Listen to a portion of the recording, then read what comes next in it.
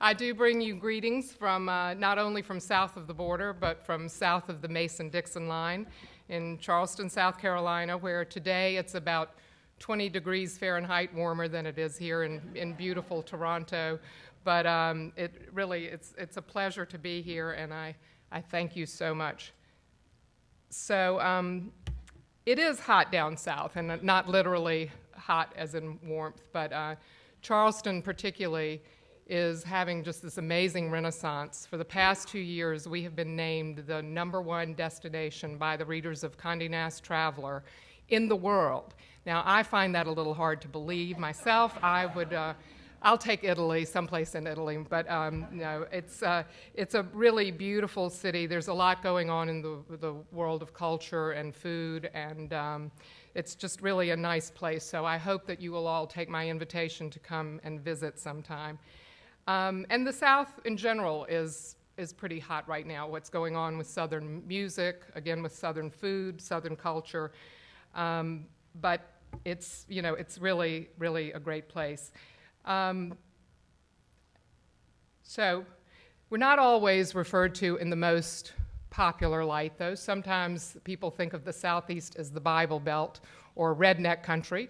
So I thought this was a pretty good quote just to put it all in perspective and jump right in. So there's the Bible, and then there's Garden and Gun. Bible's a bit heavy at times, Garden's lighter. Each has its place in the human experience. So I'll take that praise any day. I'm sure, I hope a few of you have seen Garden and Gun before, but we do have the issues here for you. This is our current issue. We are a bi-monthly publication, and honestly, at this point, I had thought we're in our 6th year, that we would probably have increased our frequency to 10 times or monthly by this point. But I have decided not to do that. I think that we could, but part of the mystique, I think, of this magazine for the readers is the fact that they have to wait and anticipate for it to come. And so we do come out every other month, which makes it sometimes hard. You'll find us in lots of airports. We're in Barnes & Nobles throughout the United States, grocery stores. And I'm going to go into that a little bit more later. But I hope you get a nice introduction to the magazine and that you will all subscribe or tell your friends about it. In the fall of this year, I was asked to speak at Ole Miss down in Oxford, Mississippi. I don't know if some of you know or possibly have met Samir Husney, who is known as Mr. Magazine. And he does an annual conference. He's also the man who keeps a log of all the magazines that are launched every year, which is just amazing, and actually asks you for a first edition of your your dummy copy of your magazine. And he has all of those in his archives. But I stood up at that meeting when I was asked to speak and said, I feel a little bit like I'm at an AA meeting. My name is Rebecca Darwin, and I believe in print. And it got picked up in the press throughout the United States quite a bit. And I'm not going to dwell on that today. I'm sure over the course of the next few days, you're going to have lots of discussion about where do magazines fit in this landscape today, what is the future of print.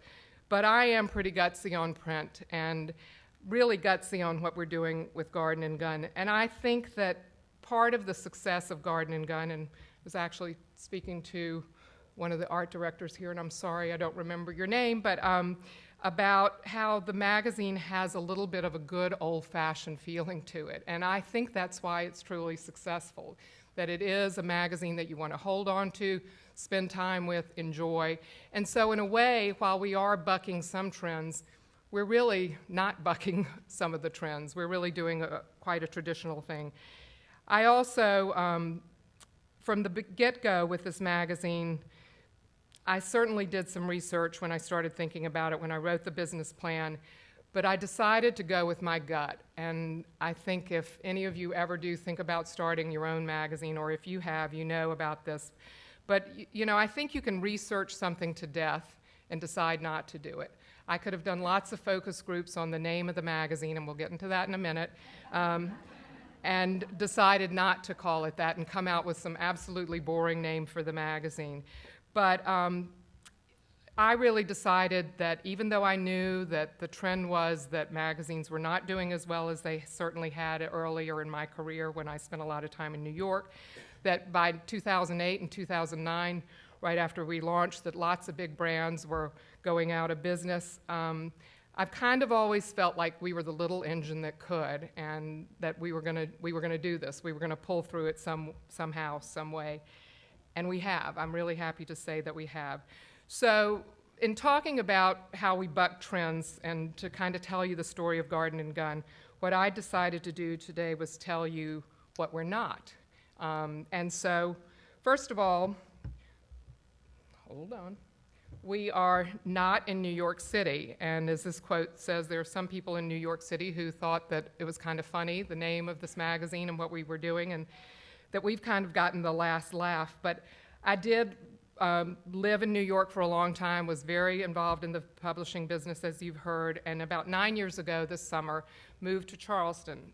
This is a whole nother story that we'll just have to talk about over drinks afterwards. But my crazy husband was a television producer in New York and decided to go to seminary and become a Presbyterian minister. So I did not marry the Presbyterian minister, but he did it anyway, and so when it came time to, he graduated from Princeton Seminary, and we were looking for a place to go, and I had grown up in Columbia, South Carolina, so it seemed like Charleston would be a very nice place to go to.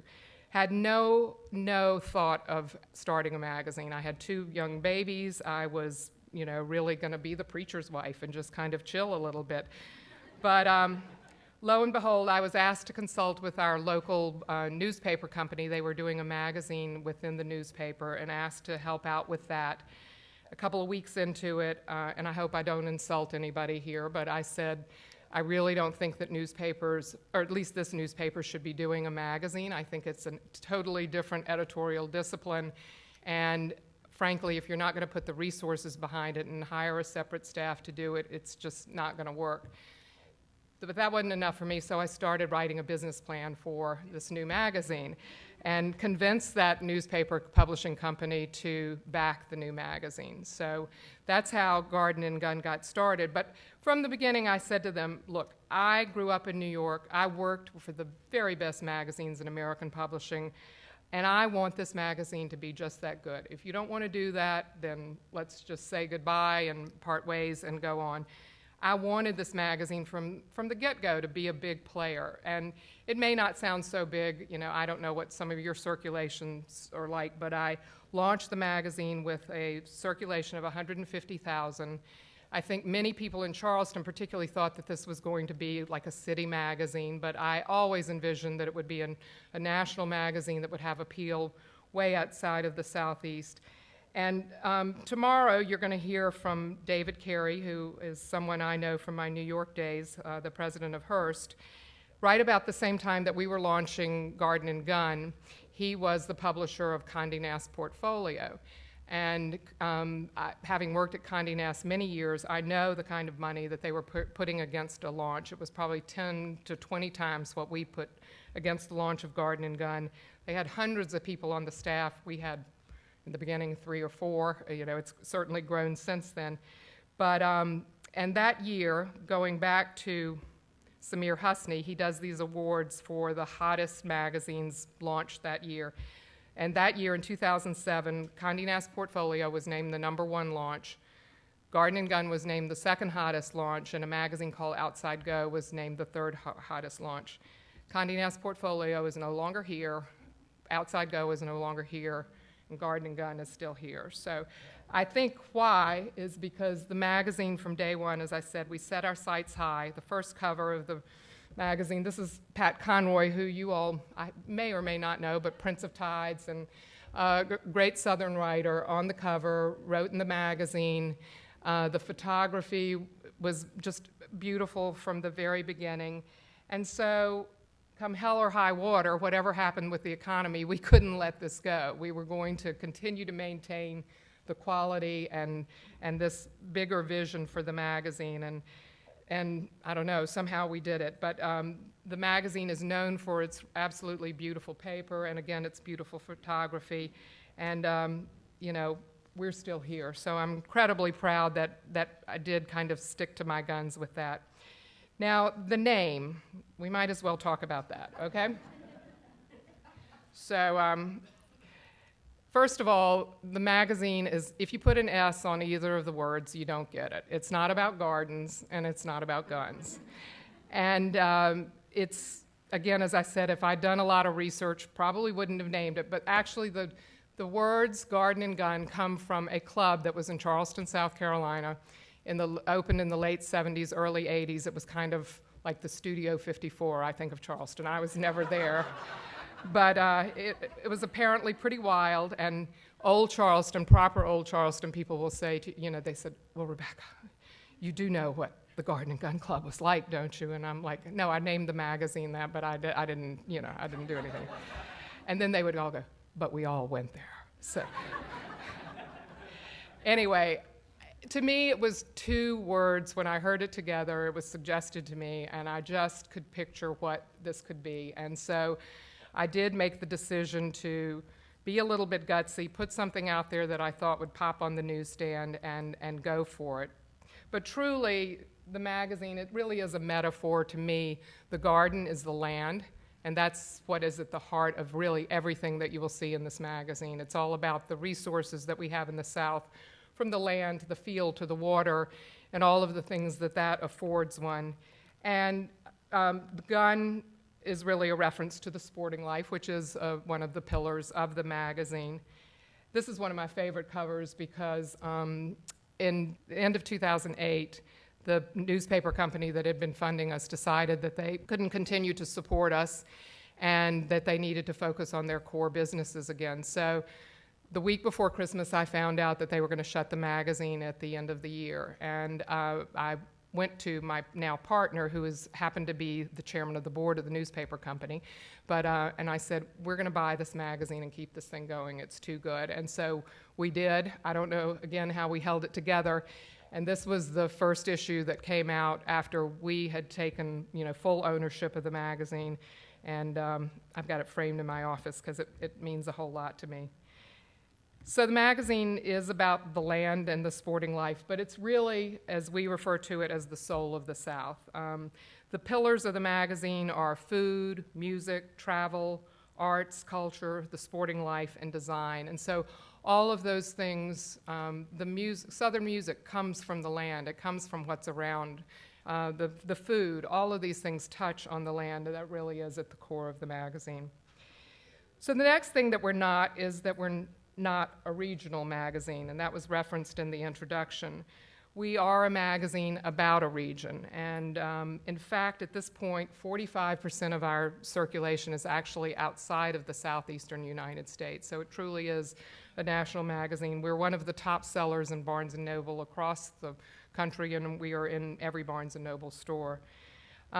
So this was important to me because with my background, I really wanted to be able to produce a magazine that would carry national advertising.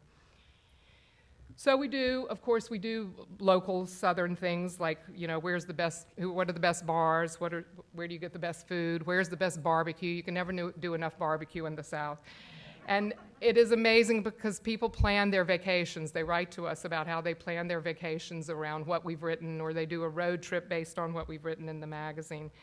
But we also step out of the boundaries sometime, and just recently did a city portrait. We do one in every issue, but this one on Chicago, and that's shrimp and grits in Chicago. And so, it really makes natural sense that there are plenty of people who have an affinity for Southern culture that don't all live in the Southeast. So at the end of the day, it's really about a lifestyle.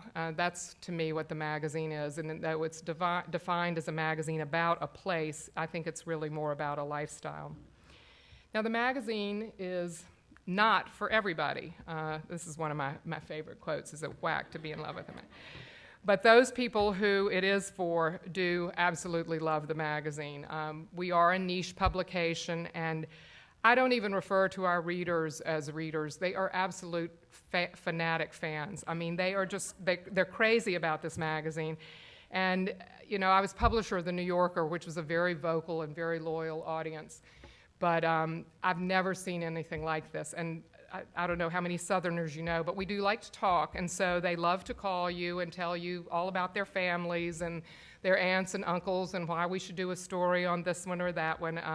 But they truly are. I've never seen anything like it. And it's kind of like a club, and I'm going to get into that in a minute too. But it's great. I had always wanted to start a dual audience magazine, and Garden and Gun truly is, which was a little of my thinking with the garden and the gun too, was that it was a little male, a little bit female.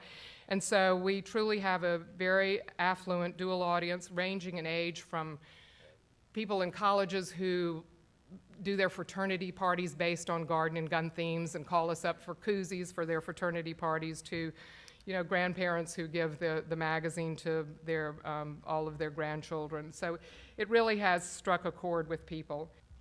Now, the Sporting Life is probably the first calling card for the magazine. With a name like Garden and Gun, I think that those are going to be the first people who do pick up the magazine. And dogs, dogs, dogs. We can, I make sure we do at least one dog cover of a year, and it is always our top seller. I mean, how can you turn that down? It's, We have a lot of fun, on Facebook and online with contests, dog photo contests, and it's just a great pull to, increase your traffic on your site. And I love dogs. I've even gone out and gotten myself a Springer Spaniel, and he may be on the cover one of these days. But so the sports piece is one calling card, but then also the whole Southern culture, food. There's so many people who really love food. This is just, I don't know if you all are into tomato sandwiches, but this is a tomato sandwich with Duke's mayonnaise on it, and if you've never had Duke's mayonnaise, you need to get yourself some. So it's just to die for. And we do a fun thing every year along with basketball season. We do instead of a sports bracket, we do a food bracket. So we do a Southern food bracket, and we put shrimp and grits against barbecue and this against that, and come down to the final winner. And this year we changed it up a little bit and did Southern food brands. So Krispy Kreme donuts, I don't know if you've ever had one of those. I was a little disappointed. I mean, I think there's some other things that are better than a Krispy Kreme donut, but anyway, it was. And but then at the end of the day, I think going back to how we started the magazine and having Pat Conroy on the cover, I think there are many, many people who may not really, and I'm going to put the S's on there now, may not really care about gardens or guns, but who love the writing in this magazine and are drawn to it. And it makes them feel very proud about, the fact that it does come out of the South. So as I mentioned, talking about our loyal audience, in the end of 2008, when the Evening Post Publishing Company pulled the plug on us, and I actually wrote a letter in the magazine to our readers because we had to skip an issue. That's why that issue with the tree on it. But I had a choice. I mean, brands were closing left and right around me, and I had a choice to either close the magazine or take a little stop, take a deep breath, regroup, and get going. And so our readers were very aware of this. They were very supportive of it. And this letter hangs in my office. It says, "Dear heroines and heroes, if you ever close down Garden and Gun, we will hunt you down and shoot you." Lovingly, William Mickler. So I told you they're pretty fanatics. And Garden and Gun is not just a magazine. I think that, to talk about being a brand is a little bit cliched, and I've talked with some of you about some of the other ventures that you're branching into and have with your businesses. But from the beginning, too, I always, when I would close my eyes and think about what this could be, thinking of it as a lifestyle, I thought that this, really could be a whole company with a media property at the middle that would be about this lifestyle and based upon the land. And so that's really where a lot of my vision is going forward. As I said earlier, it kind of always felt like a club, and we have since formed a Garden and Gun Club, which I'm going to tell you about in a minute. But just to kind of click off some of the other things, we have just launched our tablet edition with this issue, and I know some of you have actually taken a look at it, so thank you very much. But we are giving this first issue for free, but then going forward, we are going to be charging the same price for a digital subscription that we charge for the magazine. So wish us luck, but I'm determined that you get what you pay for, and we're going to do that. We have also moved into the retail space. We have a garden and gun store, and so we have an online store. We do some exclusive arrangements with some of our best kind of editorial partners, not necessarily advertising partners, but for example, like Le Creuset, that makes the beautiful cookware. We did an exclusive gunmetal. They do all the different colors, red and yellow, and we did a gunmetal gray color that we did for Christmas a couple of years ago. And so we've entered those kind of arrangements, plus our regular kind of branded merchandise. But we are actually moving into the physical retail space, and we are going to be doing a very big thing, launching in Charleston this year called Jubilee, with a big shopping week, the first week of Christmas, that we're doing in conjunction with the Charleston Area Convention and Visitors Bureau. So we do this annual thing called Made in the South Awards, which is for artisans, people who make foods, cheeses, knives, chairs, really kind of all different categories. And we have found that the winners in that competition, it changes their life. I mean, many of them were doing these things on the side and have been able to leave their other business and go full-time into what they love. And so this particular thing that we're doing for Christmas, for holiday this year, is going to be a marketplace of many of those people that we have given these Made in the South awards to. So I'm looking forward to that. I'm hoping it's going to be successful. And I wish I could tell you, we've got a lot of other things on the fire, but this is a very competitive business, as you all know. So stay tuned. And our club, this is something that particularly a lot of the big publishers in the States are very taken with, call and ask me to meet with them, want to know how we did this. We formed the Garden and Gun Club, and honestly, as I said, the magazine always felt like a club, and it is a membership. So we have 3 different levels. You can look online or look in the magazine. The highest is what we call our secret society. And so people pay $500 a year to join our secret society. And as I did feel like we were a club, but I will tell you honestly, when times were really tough, I called my gang into my office and I said, we got to get some cash in here. So I think that, and I would have never done anything if I didn't feel like it was the right thing. I said, but I have always wanted to start a club for this magazine, and we're going to do it. And so, again, no research, we just did it, and in the next issue, we announced the Garden and Gun Club, we launched it, and it has been tremendously successful for us. It gives the readers another touch point with the magazine, and I think it's part of that magic of not coming out every month, but being able to get your magazine and then feel this connection through the club. This is actually at a place called Blackberry Farm in Tennessee, and I fly back tomorrow to have a meeting, and then on Thursday I will be sitting there at that table. So one of the perks of the job, but it's a beautiful place, and this is our annual Secret Society weekend. 100 people, because that's all we can hold there. First come, first serve, pay a lot of money to come to this event and to get to meet some of the people who write for us. We have great, great music and eat really, really good food. So we do give really good parties. How much money will it cost for them to come? Probably $5,000 or $6,000. Yeah, it's a Relais and Chateau, very beautiful property. I mean, we don't make that money, but that's what they will pay to come for the weekend. Okay, so what else are we not? We are not at this moment suffering on the newsstand, which is really contrary to all the other magazines, not all of them, but a lot of magazines in the States right now. And we're not giving our subscriptions away. We are growing. I just want to touch on this because it really has been kind of just a natural phenomenon. We actually have raised from that $150 that we launched with. We are now at a rate base of $275,000. We'll be raising it to $300,000 next year. We have not, honestly, we did not we did some direct mail testing in the beginning of the magazine, but really didn't have the budget to be able to support it going forward.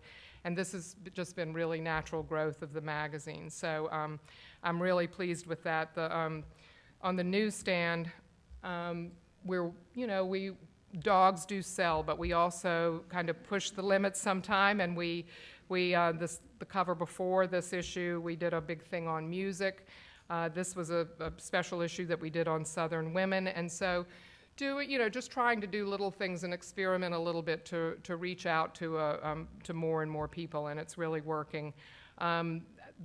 We're represented by Curtis Distribution in the States, and the rep who handles us has 50 accounts, and he told me for the past 2 years we are the only magazine that he works on that has had positive growth on the newsstand. So he takes good care of us and likes us a lot.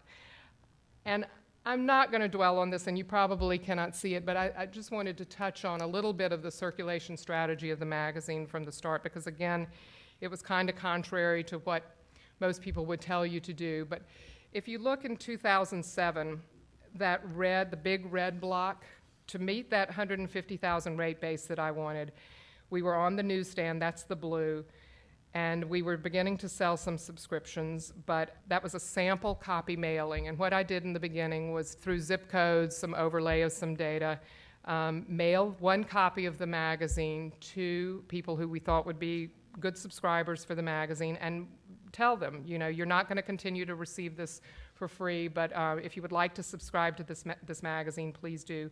We also worked with a couple of our advertisers, like Beretta Shotguns, and got their presidents sent a note out to their best clients, people like that. And so, as you can see, by 2008, about more than half of those people had converted to paid subscribers, and then by 2009 we were at fully paid subscribers there. Now there is the green bar there and the purple bar, that's hotel and waiting room distribution, and I don't know what the debate is like in Canada about this, but there are people who don't believe in that, but it has been incredibly powerful for us to get a new magazine out there, get people to pick it up at their beauty salon or in a hotel, and we have had amazing response from the cards that are in those issues. So I'm really sorry to say at this point we can't continue to do it. I would like to, because I like the numbers that we were getting from it, but honestly our rate base would be growing too quickly, and I really have to try to manage that. What? Well, no, I don't have, we're still small. I can't afford all that paper. I have to, I call it my 4 Ps: people, paper, postage, printing, and people, and I gotta keep it in check. So, yes, this is Gayle King. They did a profile of me on CBS this morning about the beginning of 2012, and Gayle King, who used to work with Oprah on the Oprah magazine, introduced the piece and said that we were doing great things by breaking all the rules. But what I really loved was that she said at the end of the piece, she said, well, I want to give Rebecca Darwin a mommy hug, because I know that this has really been tough, and so I had my mommy hug from Gayle King, and I appreciate it. But we are doing well, and I don't, I only tell you this because it was not easy on the way, but circulation is strong, advertising is strong, our average rate per page is considerably grown over the years. We're doing well. We've even sold some advertising on that tablet edition, so I'm happy to say that. Online is doing well. We, earlier this year, signed a 3-book deal with HarperCollins, and we are producing, the 3rd book will be a cookbook, but the second one is the one that I went out and pitched, which is dogs. We do a regular column called The Good Dog, which I thought would make a great book. But they wanted first something called the Southern Handbook, and so we are doing a magazine on how to be Southern, and it's really beautiful. I mean, it sounds kind of funny, but it's really a well-written and beautifully bound, so I'm looking forward to that coming out for holiday season. And we are actually beginning to think about a couple of acquisitions and starting some new businesses. So the magazine is growing, but the company is growing. But when I think again about breaking rules, as I said in the beginning, I think that what we're doing is giving people what they want, and that's why it's been successful. And it's true, somebody said it to me earlier, but it's also, I really have stuck to my guns, and I have done everything that I possibly could not to let the quality of the magazine slip at all when times were really tough, and worked with our writers, worked with my staff. People didn't take paychecks sometimes, and we were slow to pay for a while, but you know, we came through to the other side, and I think at the end of the day, it really is about that reader and whether or not you're producing something that they want to read. So while we are very hot in the South right now, and this is one of my favorite covers too, I think that what we've done is built a brand about a place, around a place, about a lifestyle. But more than that, it's really a sensibility. And it really goes back to this love of the land. And I truly do know that what can be hot can get very cold. So what I hope that we do is to continue to evolve and move forward and do what we need to do to stay current. And rather than being hot, I kind of like to think of us as this girl here, kind of sultry and steamy. And this is Nikki Lane on our music cover.